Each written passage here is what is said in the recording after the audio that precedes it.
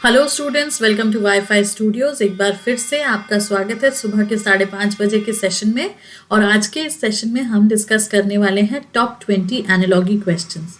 अब top 20 analogy questions इसीलिए यार क्योंकि ये टॉपिक एक ऐसा टॉपिक है जिससे आपके किसी भी एसएससी लेवल ऑफ एग्जामिनेशन में, जिससे आपके किसी भी स्टेट लेवल ऑफ एग्जामिनेशन में, किसी भी एंट्रेंस एग्जामिनेशन में, रेलवेज में, एनटीपीसीज में एनालॉगी के क्वेश्चन आने ही आने। अब एनालॉगी बाय द वर्ड क्या समझ में आता है? एनालॉगी बाय द वर्ड समझ में आता है समरूपता, या तो फिर बोलो रिलेटिविटी, या फिर रिलेशंस। तो बस रिलेशंस, रिलेटिविटी, समरूपता के आधार पे क्वेश्चंस को सॉल्व करना। अब एनालॉगी हो गया, क्लासिफिकेशन हो गया, नंबर सीरीज हो गया, कोडिंग डिकोडिंग हो गया, ये कुछ ऐसे टॉपिक्स हैं जिनके आप जितने ज्यादा से ज्यादा क्वेश्चन करो उतना अच्छा। इसका रीजन ये है कि एग्जाम में कुछ आए ना आए, इनके क्वेश्चंस तो आने ही हैं, पक्की बात। और जब इनके क्वेश्चंस आने ही आने हैं तो बस फिर आपको करना क्या है, जितनी ज्यादा से ज्यादा प्रैक्टिस करोगे, जितने ज्यादा से ज्यादा इन टॉपिक्स को इनहांस करोगे उतना अच्छा। एक चीज और ध्यान रखने वाली है, वो ये है कि एनालॉगी के क्वेश्चंस में आपका 360 डिग्री नॉलेज चेक होता है। अब 360 डिग्री नॉलेज का मतलब समझे? यहाँ आपका इंग्लिश, यहाँ आपका मैथ्स, यहाँ आपका जीएस, यहाँ आपका हर एक सब्जेक्ट थरली अगर आपने प्रिपेयर किया हुआ है तो वो आपको काफ़ी हेल्प होगी। फॉर एग्जाम्पल, मान लो आपको कोई रेवोल्यूशन दे दिया, जैसे 1857 रिलेशन सिपॉय मूवमेंट, तो फिर 1919 का किससे होगा? ऐसे। या तो फिर बोलो कोई वोकैबलरी का वर्ड दे दिया, उसका सिनोनिम दे दिया, समानार्थी शब्द, और आगे फिर इसी तरीके से कुछ दे दिया। तो आपको हमेशा तैयार रहना पड़ेगा कि एनालॉगी में क्वेश्चन कहीं से भी कुछ भी पूछा जा सकता है। और यही तो रीजनिंग है। Reasoning is all about what? Overall आपका नॉलेज, ओवरऑल आपका लॉजिक्स, ओवरऑल आपकी हर एक चीज की मेंटल एबिलिटी। तो चलो फिर सेशन शुरू करते हैं फटाफट। वीडियो लिंक शेयर कर दो अपने फ्रेंड्स के साथ, because this session is important जितना आपके लिए आपके फ्रेंड्स के लिए भी, है ना? तो quickly share the link with all your friends. बाकी क्लासेस की टाइमिंग देखें एक बार तो वो भी देख लो सामने। बैंक की फ्री स्पेशल क्लास अनअकैडमी के प्लेटफॉर्म पे। अब अनअकैडमी के प्लेटफॉर्म पे क्यों? क्योंकि वाईफाई स्टूडियोज पे तो हम सुबह प्रीमियर करते हैं एक सेशन को। तो जैसे यूट्यूब पे क्लासेस चलती हैं उसी तरीके से अनअकैडमी के प्लेटफॉर्म पे भी आपको क्लासेस मिलेंगी। बैंक की फ्री स्पेशल क्लास सुबह 7:30 बजे 60 मिनट्स का ये सेशन होता है जिसमें सब्सक्राइबर्स और नॉन सब्सक्राइबर्स दोनों क्लास अटेंड करते हैं। इसके अलावा एसएससी की फ्री स्पेशल क्लास वही सेम मोड पे, पर रात में 9 बजे। अगेन 60 मिनट्स का ये लेक्चर होता है जिसको सब्सक्राइबर्स और नॉन सब्सक्राइबर्स दोनों अटेंड करते हैं। अब प्लस कोर्स हमने 12:30 बजे 16 दिसंबर को शुरू किया हुआ है, जिसमें हम एसएससी का सिलेबस कवर कर रहे हैं। अब ये एसएससी का सिलेबस अच्छे से कवर करने के लिए आप इस बैच को अटेंड कर सकते हो। अटेंड करने के लिए सब्सक्रिप्शन इज रिक्वायर्ड। अब सब्सक्रिप्शन के लिए आपको अनअकैडमी की लर्निंग्स आपको डाउनलोड करना पड़ेगा। डाउनलोड करने के साथ इस कोड को यूज करना पड़ेगा ताकि आप डिस्काउंट अवेल कर सकें। एंड मोर ओवर अनअकैडमी पे हमारी प्रोफाइल फॉलो जरूर करें ताकि अपकमिंग बैचेस, नोटिफिकेशन, अपडेट सब कुछ आपको मिलता रहे। यूट्यूब का स्केड्यूल देखो।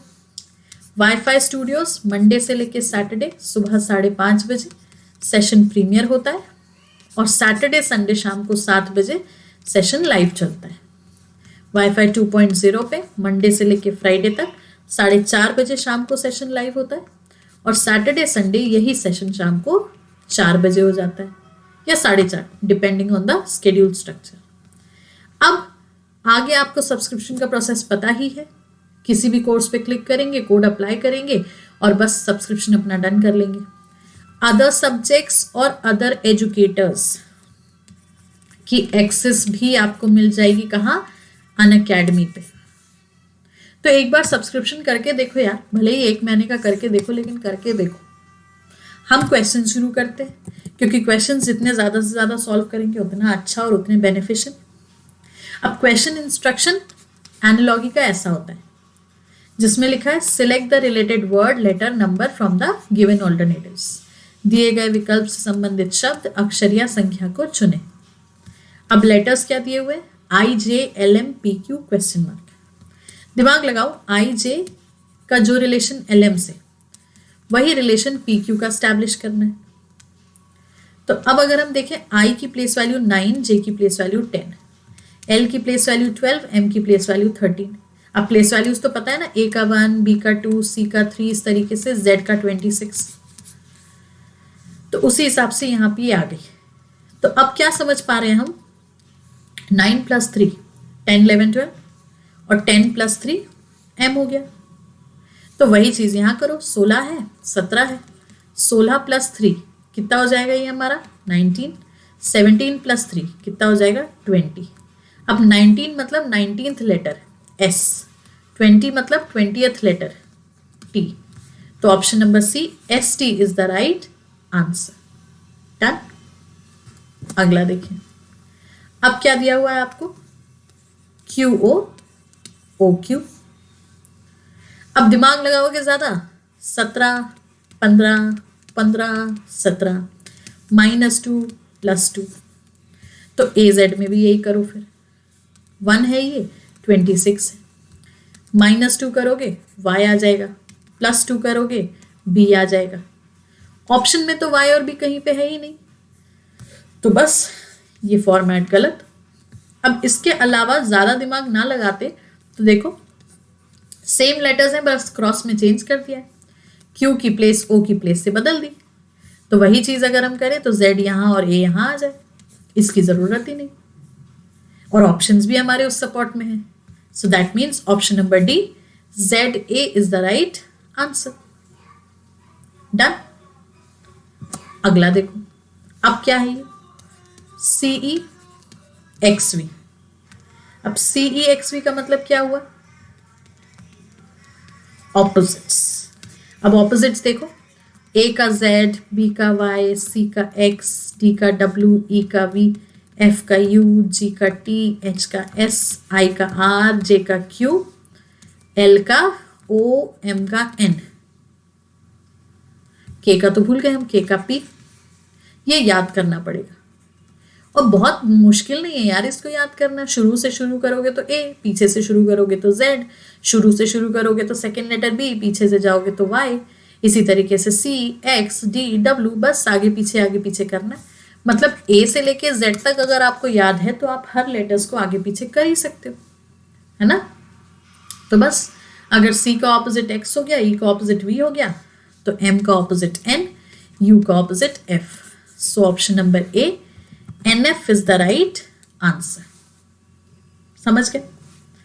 अगला देखिए, अब क्या है, क्वेश्चन मार्क JKHI, मतलब अब हमें यहां की एनालॉगी रिलेशन निकालनी, किसको पढ़ के, TRUS को। तो TRUS OMPN प्लेस वैल्यूज के हिसाब से देखें, ऑफ कोर्स।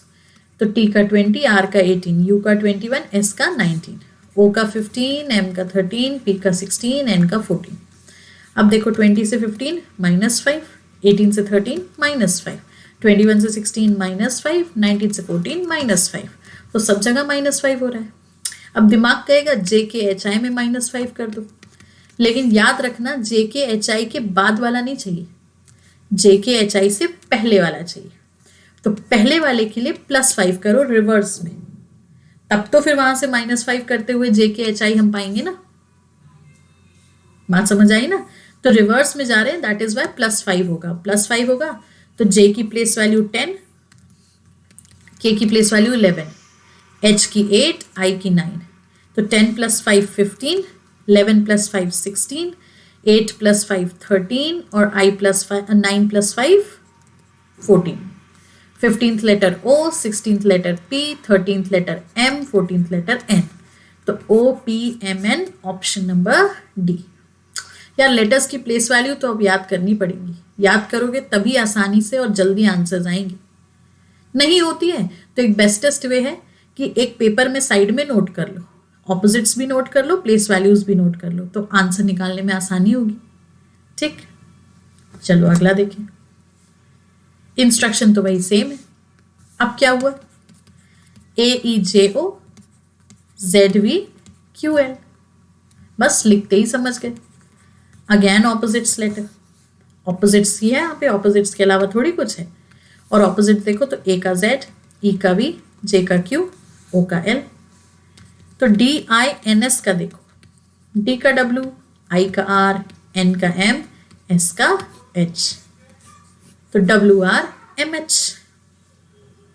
यस, तो वही चीज है, प्लेस वैल्यूज के जैसे ऑपोजिट्स भी नोट कर लो, ए का जेड, बी का वाई, सी का एक्स, डी का डब्ल्यू। तो हर क्वेश्चन में आप फटाफट उस पेपर पे नजर डाल के चेक कर पाओगे कि आंसर आपका as per the opposites, as per the place values है या नहीं। ठीक, चलो अगला देखिए। अब क्या है, I R T H, H Q S G. Again place values, देखो लेटर्स जहां भी आएंगे दो ही ऑप्शन होंगे, प्लेस वैल्यूज या तो फिर ऑपोजिट्स, और इसी में प्लस माइनस। तो यहां देखो 9, 18, 20, 8, 8, 17, 19, 7, -1, -1, -1, -1। तो अब आर क्यू पी ओ में क्या करोगे, जो अभी हमने थोड़ी देर पहले जे के एच आई में किया था, प्लस। तो यहां भी हम करेंगे +1। रीजन, रिवर्स फाइंड करोगे तब तो आप कुछ ऐसा डिटरमाइन करोगे जिसमें -1 करते आर क्यू पी ओ आए। अगर हमारी बात समझ में नहीं आई तो थोड़ा सा रिवाइंड करके फिर से सुनना कि हमने +1 क्यों किया। तो अब +1 करेंगे तो देखो 18, 17, 16, 15, 18 + 1 19 मतलब S, 17 + 1 18 मतलब R, 16 + 1 17 मतलब Q, और 15 + 1 16 मतलब P। SR QP, option number D. समझ में आया? पक्का? श्योर। चलो फिर नेक्स्ट देखिए। अब क्या है, AKU BMV EOY question mark.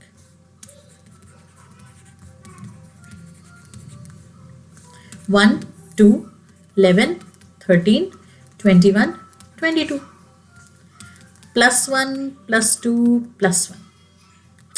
तो बस EOY, E + 1 F, O + 2 OPQ, Y + 1 Z, FQZ। ये क्वेश्चंस बहुत आसान होते हैं, बहुत इजी होते हैं। अगर आपको लेटर्स के अकॉर्डिंग प्लेस वैल्यूज, नंबर्स के अकॉर्डिंग उनके स्क्वायर्स, क्यूब्स सब याद है तो इनसे आसान क्वेश्चन एग्जाम में कुछ भी नहीं है स्कोर करने के लिए। ठीक है, चलो अगला देखें। अब क्या है ये, वोकैबुलरी बेस। और वोकैबुलरी बेस में हमेशा याद रखना, क्वेश्चन का इंस्ट्रक्शन तो इंग्लिश हिंदी में होगा,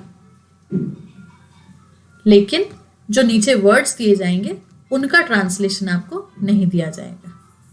तो अगर यहाँ एबेंडॉन है, गिव अप है, तो अब एबेंडॉन का और गिव अप का मीनिंग सोचो। तो एबेंडॉन और गिव अप का मीनिंग होता है छोड़ देना, दोनों का ही। तो ये सिनोनिम्स हुए कि नहीं हुए? तो अगर ये सिनोनिम्स, तो ऑप्शन में भी हमें सिनोनिम्स के पेयर चेक करने। तो डेफिनेटली ऑप्शन नंबर ए हमारा सिनोनिम है। क्यों? क्योंकि एसेंट और अपस्विंग मतलब होता है चढ़ना।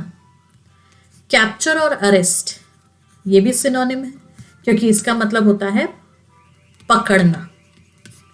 फिर डिलीवर और रिलीफ ये भी सिनोनिम है, क्योंकि अगेन इसका मतलब होता है ड्रॉप करना या छोड़ना। अब बेलिकोस और पैसिफिस्ट यही हमारी ऑड एनालॉगी या ऑप्शन के अकॉर्डिंग आ गई। क्यों? क्योंकि यहां पे हमारा ये एंटोनिम है। अब इसी इंस्ट्रक्शन में यहां पे एक्चुअली ये होना चाहिए था, select the related word letter number from the given. तो रिलेटेड की जगह ऑपोजिट, विकल्प से विपरीत, तब तो हम फिर बता पाते, क्योंकि बाकी हमारे ACD जो है वो सारे के सारे सिनोनिम्स हैं। तो जो विपरीत शब्द अक्षर संख्या होगा उसको हमने चुन लिया।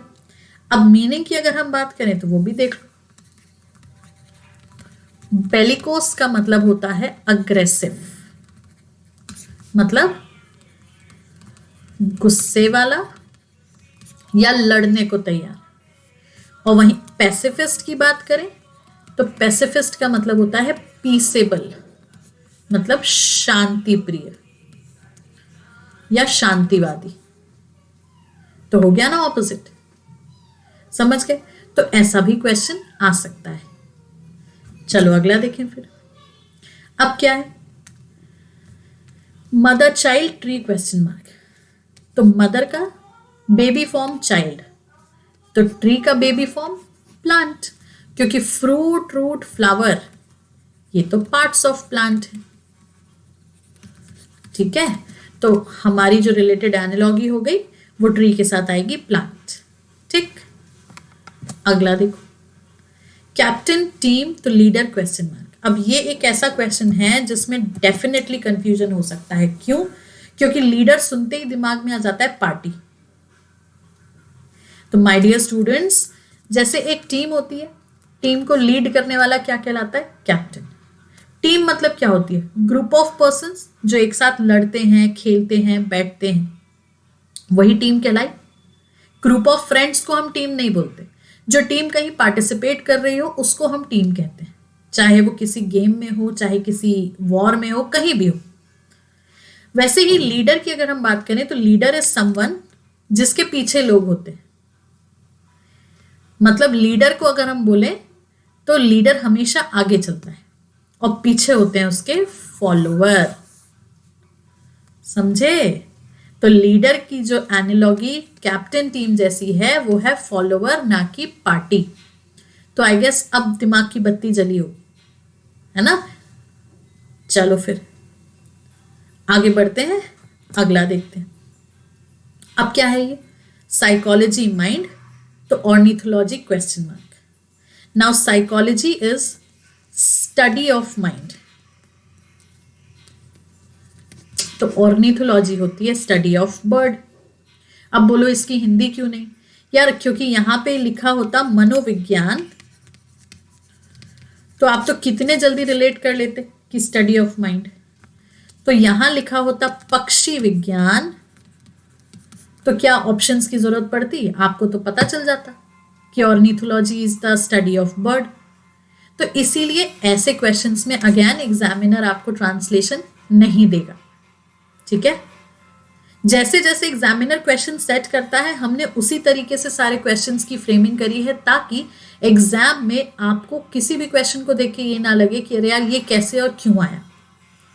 ठीक, अगला देखो। अगेन मीनिंग बेस, तो सजेशन ऑर्डर। अब सजेशन का मतलब क्या होता है? सलाह। सजेशन का मतलब सलाह, तो ऑर्डर का मतलब क्या हुआ? निर्देश या आदेश। तो निर्देश तो नहीं, हाँ हम आदेश कहेंगे, क्योंकि निर्देश कहीं ना कहीं इंस्ट्रक्शन हो जाता है। ठीक, तो ऑर्डर मतलब हो गया हमारा आदेश। फर्क समझ में आया? सलाह काम डाउन होके दी जाती है, सामने वाला माने ना माने उसके ऊपर, लेकिन आदेश दिया जाता है और उसको फॉलो करना सामने वाले का फिर कर्तव्य बन जाता है। तो उसी हिसाब से सलाह को हम कह सकते हैं काम स्टेप, एक बोला जाए तो स्लोली, या एक बोला जाए स्टीडी स्टेप। तो उसी तरीके से ऑर्डर या आदेश की अगर हम बात करेंगे तो डेफिनेटली आदेश क्या हो जाएगा हमारा? एक अग्रेसिव या सलाह का एक बोल्ड फॉर्म। तो बस टेक मतलब होता है लेना, तो लेने का बोल्ड फॉर्म क्या होगा? स्नैच। स्नैच मतलब क्या होता है? छीनना। ठीक है, तो बस देखो ऐसे भी क्वेश्चंस आते हैं। अगला देखें, मैक्सिमम एक्सेस। अब इन दोनों का ही मतलब क्या होता है? ज्यादा। अब बोलो इसकी हिंदी क्यों नहीं? क्योंकि मैक्सिमम एक्सेस जो है वो हम डेली यूज करते हैं इन वर्ड्स को, तो इसकी हिंदी हमें नहीं लगा आपको इसकी जरूरत पड़ेगी, क्योंकि मैक्सिमम ज्यादा से ज्यादा, एक्सेस बहुत ज्यादा। शाय मतलब होता है शर्माना या लजाना। तो प्लेजेंट, कंजर्वेटिव, हैपहैजार्ड या permanent? So definitely conservative. Conservative भी वही होता है सहमा हुआ सा या लजाता हुआ सा, है ना? सो बस option number B is the relative analogy of shy. ठीक, अगला देखो 169 13 सो 289 क्वेश्चन मार्क। कितना अच्छा क्वेश्चन है। 169 is the square of 13 so 289 is the square of 17 so option number B. तुरंत क्लिक करें तो 2 से 5 सेकेंड बहुत हैं ये टू आंसर दिस क्वेश्चन। तो इसके लिए आपको स्क्वायर्स और क्यूब तो याद रखने ही पड़ेंगे, डेफिनेटली याद रखने पड़ेंगे, बिना याद रखे तो किया ही नहीं जा सकता। तो कम से कम यार 30 तक तो क्यूब्स और 50 तक स्क्वायर याद करो, तभी काम बनेगा। ठीक है, अगला 122 170 290 क्वेश्चन मार्क। अब यार 122 तो नहीं पता, लेकिन 121 प्लस 1 तो पता है। 170 नहीं पता, लेकिन 169 प्लस 1 तो पता है। तो सेम वे 290 नहीं पता, लेकिन 289 प्लस 1 तो पता है। नाउ 121 क्या है? 11 का स्क्वायर, 169 13 का स्क्वायर, 289 17 का स्क्वायर, है ना। तो ये हो गया हमारा 121 11 का स्क्वायर प्लस 1, 13 का स्क्वायर प्लस 1। तो अब अगर ये 17 का स्क्वायर प्लस 1 है सो डेफिनेटली कितना होगा? 19 का स्क्वायर प्लस 1। रीजन 11 13 2 का डिफरेंस, तो 17 19 2 का डिफरेंस। 19 का स्क्वायर इज 361 प्लस 1 किया 362। डन। अगला देखो